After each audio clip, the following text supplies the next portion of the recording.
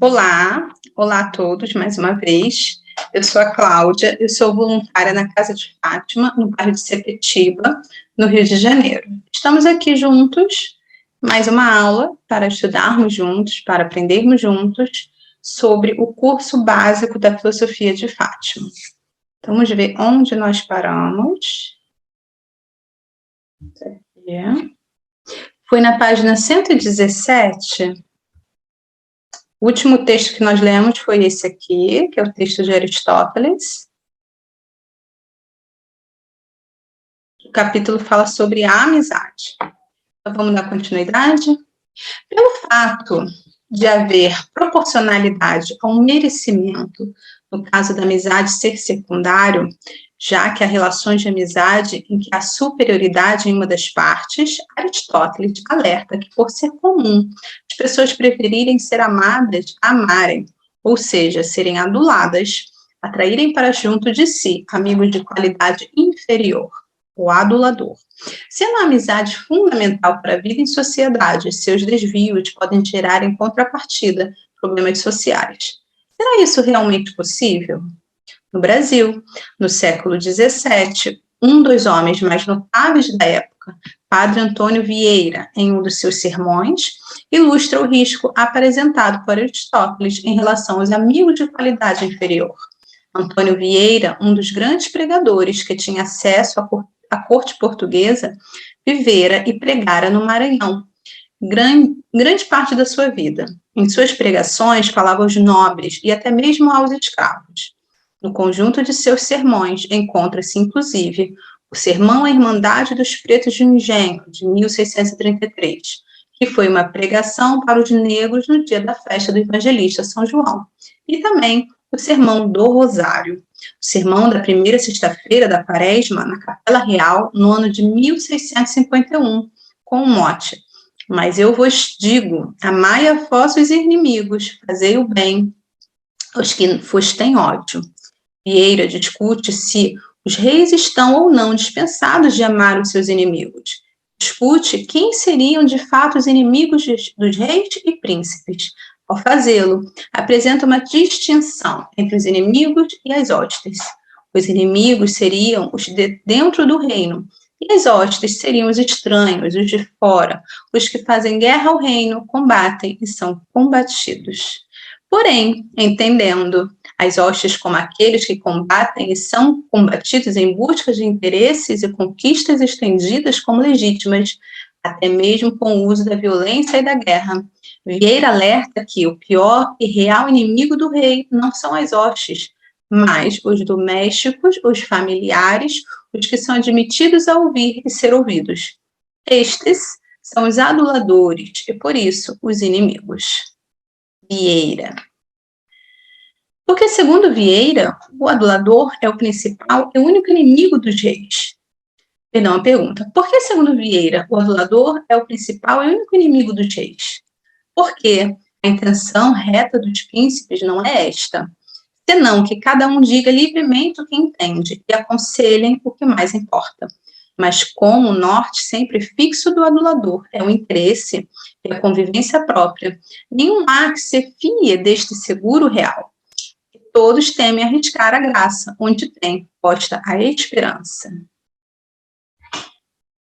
Mesmo pregando na Capela Real, onde com certeza estava o rei e toda a sua corte reunida, já que Vieira era um orador que tinha grande prestígio público, não mede as palavras e é contundente ao afirmar que tão certa é a proposição do nosso assunto e tão verdadeira e sólida a razão fundamental dele, que todos os que em palácio são amigos do interesse, são amigos do rei.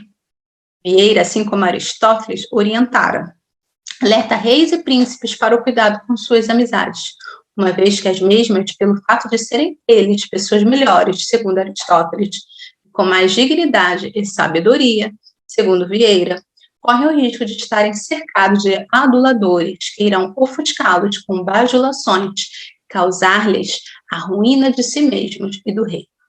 Aqui nós temos uma atividade. No livro O Rei que Não Sabia de Nada, de Ruth Rocha, há uma narrativa que ilustra muito bem o que nos é apresentado por Antônio Vieira.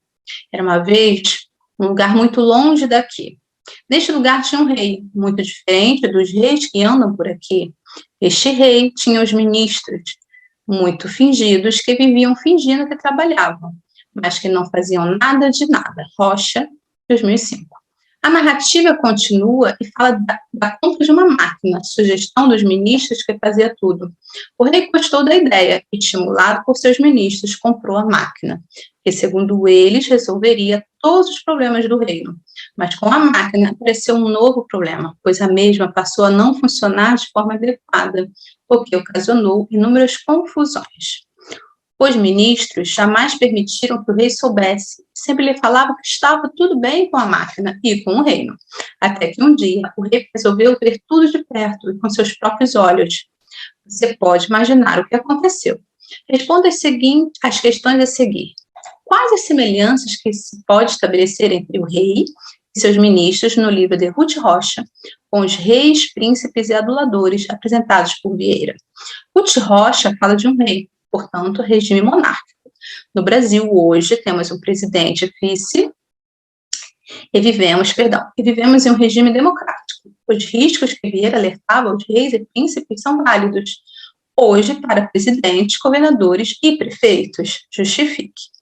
Sabendo que a amizade está diretamente relacionada com a ética, é possível ver nas orientações de Vieira e na narrativa de Ruth Rocha alguma referência que sirva para nossas relações de amizade. Já que somos apenas cidadãos, há alguma referência que sirva para as nossas relações de amizade? Justifique. Para continuando, a amizade e a justiça. Um outro conceito que Aristóteles apresenta relacionado à amizade é a justiça. Afirma que entre amigos não há necessidade de justiça. Aristóteles pressupõe a vida do homem na polis, na cidade, por ser o homem um ser social. O conceito de justiça está diretamente ligado à vida na polis. Quando se fala da polis, é preciso esclarecer que existem dois espaços, o da polis público e o do oikos, da casa, o privado. A amizade entre os cidadãos Aristóteles denomina concórdia. Segundo ele, a amizade não é apenas necessária, mas também nobilitante, ou seja, nobre, louvável. Conclui que a amizade e a bondade encontram-se nas pessoas que são amigas de seus amigos. Antes de opinar sobre o que seja a amizade, Aristóteles apresenta o que os estudiosos de sua época diziam, ou seja, alguns filósofos que o antecederam ou foram seus contemporâneos. Aqui tem o texto de Aristóteles, vamos ler.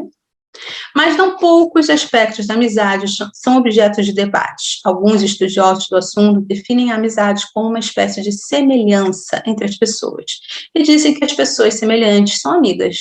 Daí vem os provérbios, como o semelhante encontra o seu semelhante. Outros tentam achar uma explicação mais profunda, mais física para este sentimento. Eurípides, por exemplo, escreve: a terra ama a chuva, e o divino céu pleno de chuva ama molhar a terra. Heráclitos, em contraste, diz: os contrários andam juntos. A mais bela harmonia é feita de tons diferentes. E tudo nasce do antagonismo. Outros sustentam um ponto de vista oposto a este, principalmente Empédocles, segundo o qual o semelhante busca o semelhante.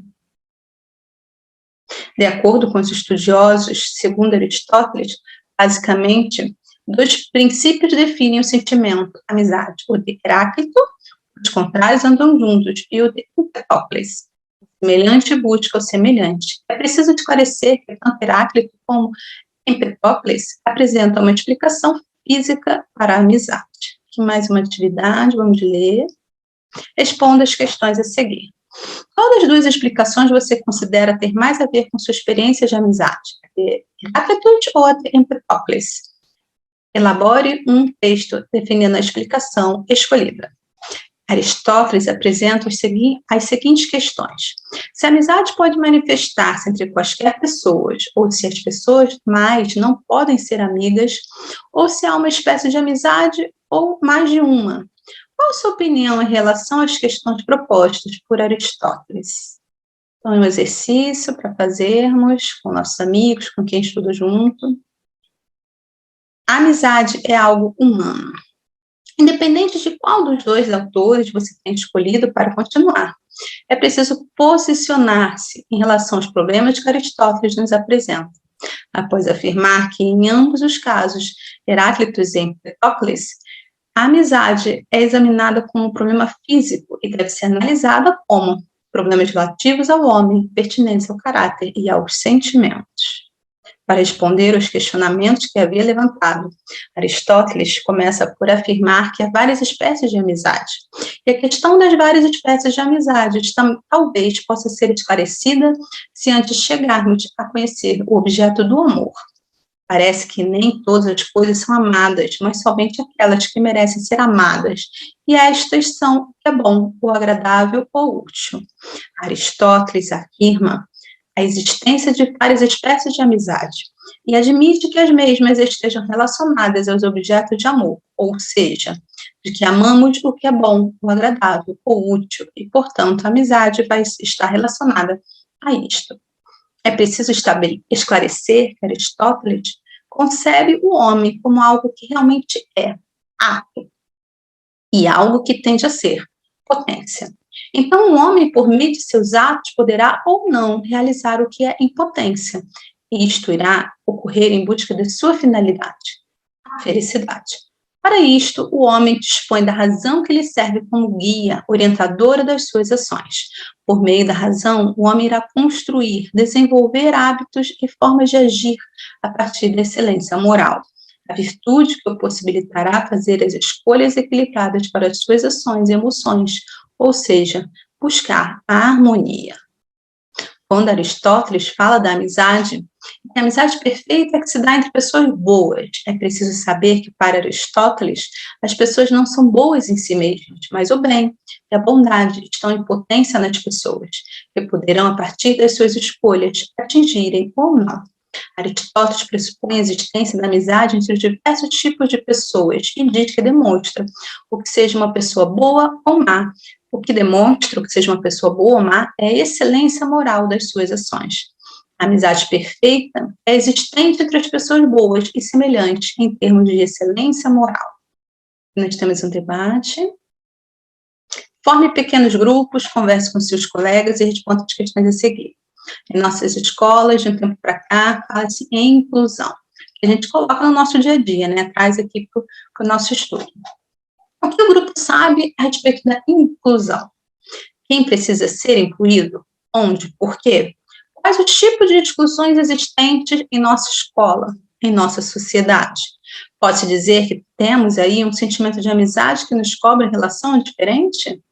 Que atitudes vocês podem ter enquanto turma em relação à acolhida e à inclusão? Aqui a gente pode colocar enquanto amizade, enquanto né, as pessoas que temos esse relacionamento. Apresente as respostas à turma para o debate, as regras para o debate encontram-se na introdução deste livro. Dando continuidade. O determinante da amizade. Havendo, então, 3 motivos pelos quais as pessoas amam, a palavra amizade não se aplica ao amor, às coisas inanimadas, já que, neste caso, não há reciprocidade da afeição. Também não haverá o desejo pelo bem de um objeto. Mas, em relação ao amigo, dizemos que devemos desejar-lhe o que é bom, por sua causa. Entretanto, aqueles que desejam bem, desta maneira, atribuímos apenas boas intenções, se o desejo não é correspondido. Quanto à reciprocidade, a boa intenção é a amizade. A amizade, segundo Aristóteles, pressupõe reciprocidade. É um sentimento específico para os nossos semelhantes, pois precisamos que nosso sentimento seja correspondido. E por isso que muitos comentadores de Aristóteles, estudiosos do pensamento grego, afirmam que a amizade para os gregos é o que torna entre si semelhantes e iguais. Então, segundo Aristóteles, para que as pessoas sejam amigas, deve-se constatar que elas têm boa vontade recíproca e se desejam bem reciprocamente. Pois amigos cuja afeição é baseada no interesse não amam um ao outro por si mesmos, e sim por causa de algum proveito que obtêm um do outro.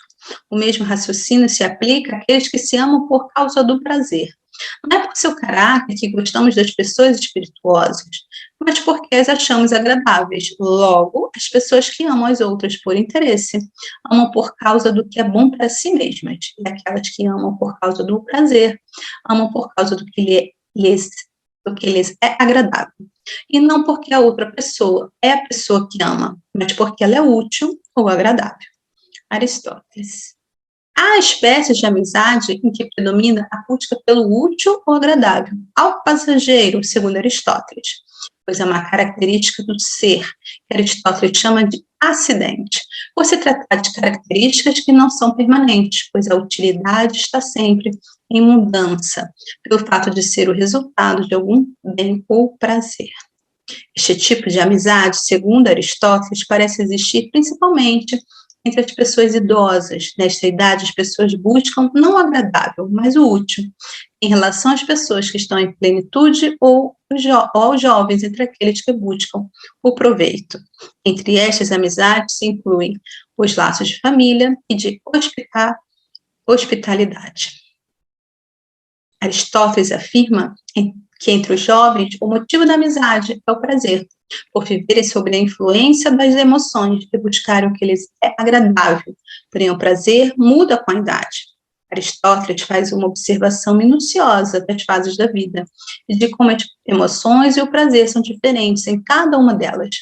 Não está, contudo, afirmando ou declarando que não seja possível outro tipo de amizade nessas fases da vida, mas demonstrando o que lhe é mais comum.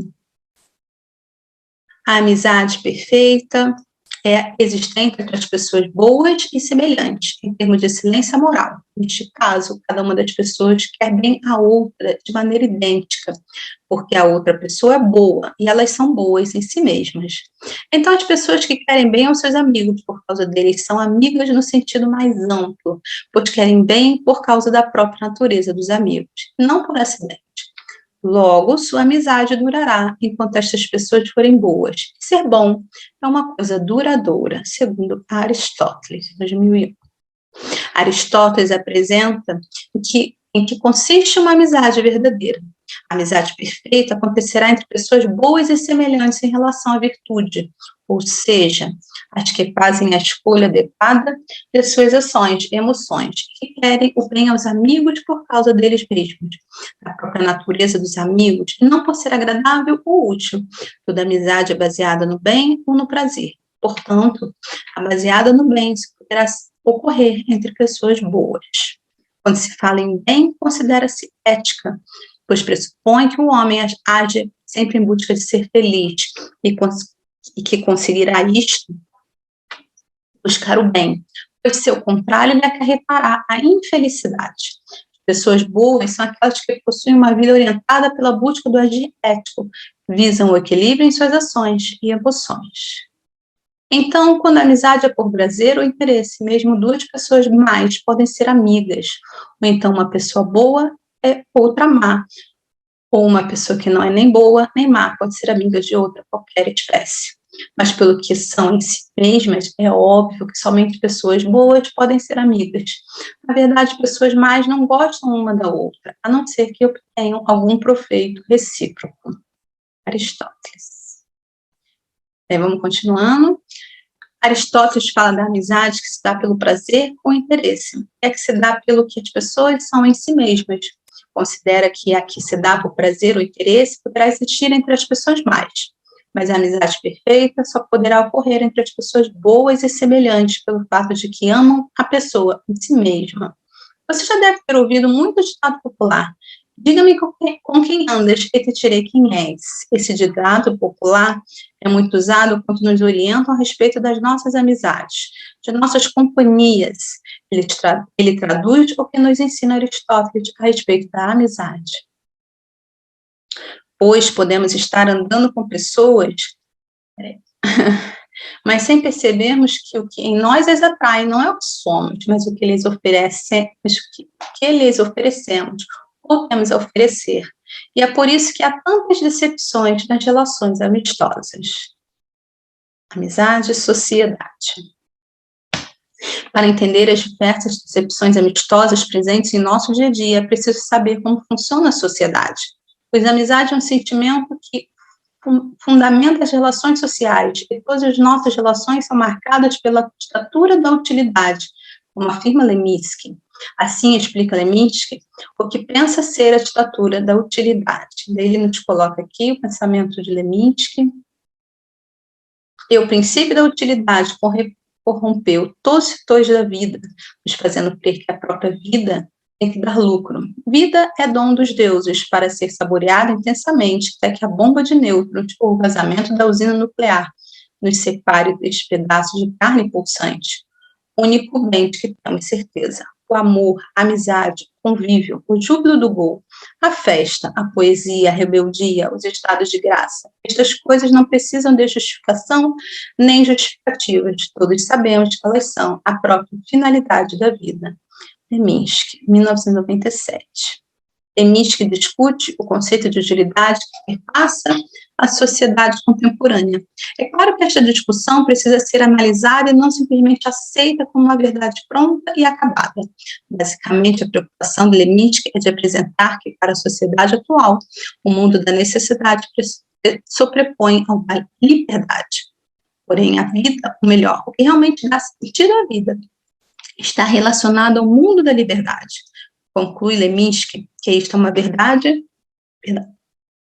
para todas as pessoas, ou seja, todos temos clareza disso.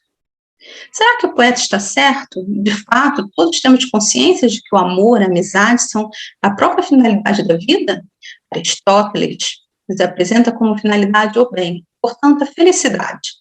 O que nos apresenta a respeito da amizade serve como referência para as relações sociais na sociedade capitalista que vivemos? O que Aristóteles apresenta como amizade perfeita? É possível na sociedade onde predomina a ditatura da utilidade? Parece que o amor é uma emoção e a amizade é uma disposição de caráter. De fato, pode-se sentir amor também por coisa inanimada. Mas o amor recíproco pressupõe escolha. Escolha tem origem na disposição de caráter. Além disto, desejamos bem das pessoas que amamos pelo que elas são, e não em decorrência de um sentimento, mas de uma disposição do caráter. Falando de um amigo, as pessoas gostam do que é bom para si mesmas, pois a pessoa boa torna-se amiga, torna-se um bem para o seu amigo. Cada uma das partes então, ama o seu próprio bem e oferece à outra parte uma retribuição equivalente, desejando-lhe bem e proporcionando-lhe prazer. A propósito, disse que a amizade é igualdade e ambas se encontram principalmente nas pessoas boas. O que diferencia o amor da amizade é o fato de que as emoções são inerentes a nós, ou seja, estão em nós e, portanto, apenas se manifestam, inclusive até mesmo contrárias à nossa vontade. Já a amizade é uma disposição de caráter, ou seja, algo que não está em nós, mas que possuímos condições para adquirir. É por isso que exercitamos nossa capacidade de escolha. A diferença é não escolho se fico irado ou não diante de uma dada situação, mas o poder de controlar tal emoção, sentindo-a pouco, média ou muito. A disposição de caráter é esta capacidade de escolha. Você já deve ter ouvido as pessoas falarem que os amigos a gente escolhe, já os parentes não? É de fato por ser a amizade uma disposição de caráter, pressupõe escolha. Aristóteles nos diz que a amizade é igualdade e, sobretudo, pressupõe a reciprocidade. Sem reciprocidade, não há amizade. Aqui nós temos uma atividade. Entendo por ética e arte de bem viver, ou seja, a reflexão que fazemos para agir em busca do bem, visando a felicidade. Por quê? Ou de que forma a amizade é um dos caminhos para atingirmos o bem e, portanto, a felicidade. O fato de vivermos em uma sociedade capitalista que tem como determinante a ditadura da utilidade, como afirma Leminski, permite a amizade perfeita de que nos fala Aristóteles? Justifique. Ao pensarmos nossas relações amistosas e as relações sociais, nossa convivência diária, a ética aristotélica tem para nós alguma validade? Quais seriam os valores novos que vivenciamos que podem substituir os propostos por Aristóteles? Então, aqui um exercício, podemos estar fazendo em conjunto com outros amigos que estudam, familiares. Vamos lá. Continuando. O homem, animal e racional. Na ética, Aristóteles preocupa-se em orientar o agir em função da razão, pois, por viver em sociedade em relação a outros homens, desenvolve-se por meio da razão a cultura, ou seja, um modo de viver que é pautado pela racionalidade. A partir do que apresenta Aristóteles sobre a amizade, obviamente, como componente ético do agir humano, é possível elencar a seguinte questão: o homem é resultado daquilo que a natureza e a biologia fizeram dele ou é um produto do meio social e cultural? Para ajudar na busca de solução a esta questão, tendo como foco a importância que Aristóteles dedica à amizade e a necessidade de um homem desenvolver determinados hábitos para viver em sociedade e, portanto, poder contribuir para o bem-estar. Apresenta-se a discussão do biólogo Charles Darwin. Retrata o homem enquanto ser biológico, ou seja, animal. O estudo que Charles Darwin realiza tem como foco o desenvolvimento da vida ao longo do tempo no planeta. Nesta busca, Darwin parte da tese que as diferentes espécies de vida existentes no planeta evoluem. Mas, ao considerar a evolução da vida e, portanto, das espécies, trata o homem também como um ser que sofre os mesmos processos na busca de preservar a vida e a espécie. Esta abordagem considera o homem em sua animalidade. É claro que, ao fazer isso, Darwin não quer negar o desenvolvimento da cultura e a influência da mesma para a vida humana. Em um dos capítulos da sua obra A Origem das Espécies, de 1859, Darwin trata da luta pela existência, onde discorre sobre como, no meio animal, as diversas espécies agem em busca de garantir sua existência. Darwin denomina luta por entender que há um conflito de interesses entre as diversas espécies que habitam o meio e procuram, em função do meio, garantir a existência. Bom, eu vou parar por aqui. Vamos ver aqui qual a página, 126. Na próxima aula a gente continua aqui nesse texto. Deixa eu parar aqui na compartilhamento de tela. Agora, nós vamos dar continuidade, terminamos essa parte do livro, né, sobre a filosofia. A gente tem estudado sobre os diversos filósofos e pensadores, agora a gente vai para a parte da filosofia de Fátima, que nós estamos estudando o livro que é a Filosofia de Fátima. Deixa eu compartilhar aqui. Aí. Esse livro, que é a Filosofia de Fátima, ele está lá na página, no site da Casa de Fátima, é www.casadefatima.org. O livro é O que é a Filosofia de Fátima. Então, vamos ver aqui. Esse aqui é a que nós paramos para dar continuidade hoje. Não seja escravo da ideia dos outros. Devemos respeitar... peraí, foi muito. Vou voltar. Perdão. Devemos respeitar toda a construção de pensamento, mas aceitar sem questionamento as ideias que as pessoas fazem sobre uma perspectiva religiosa, é ligar a sua própria liberdade de consciência. O Criador pulsa dentro de nós. As respostas sempre estiveram muito mais próximas do que acreditávamos. O mecanismo da iluminação não pode oprimir. Os parâmetros de paz não coadunaram com o constrangimento do cerceamento de ideias novas, com a premissa de respeito do construto teórico alheio. Reservemo-nos ao direito de sermos respeitados também. Busca o Deus que habita em você. Respeito o Deus que habita nos outros, e o que for de controle e compulsão de outrem. Cabe-nos o respeito, e não absorção. Peraí. A absorção, de conteúdos necessários ao nosso próprio desenvolvimento como ser, como parte da luz criadora. Some suas ideias às ideias dos outros, cresçam juntos, essa é a lei do universo. Então, parando aqui, página 25, né? Fala sobre respeito, acho que é pelo meu entendimento, né, respeito tanto com o nosso pensamento, deixa eu parar aqui, compartilhamento, Respeitar, respeito mútuo, né? Tanto nosso respeito, né? Respeitar nós mesmos, que as pessoas precisam nos respeitar, e respeitar o outro, respeitar essas diferenças, a ideia do outro, o pensamento do outro, a visão de mundo do outro. Então, esse respeito mútuo é necessário. O texto nos fala muito sobre, né? Que nós somos seres individuais e há necessidade desse respeito em relação a essas diferenças. Então, finalizamos hoje essa parte do meu estudo da filosofia de Fátima. Agora, no final, a gente sempre dá uma ideia de ação social. No último, eu falei sobre os abrigos, né, de crianças, e eu, dando continuidade ainda nessa linha, nessa ideia dos abrigos, hoje eu falo aqui sobre juntarmos, né, recolhermos doações de roupas infantis, escolhemos um orfanato, que não é mais orfanato, até qualquer nomenclatura aqui, né, hoje não se fala mais isso, é abrigo.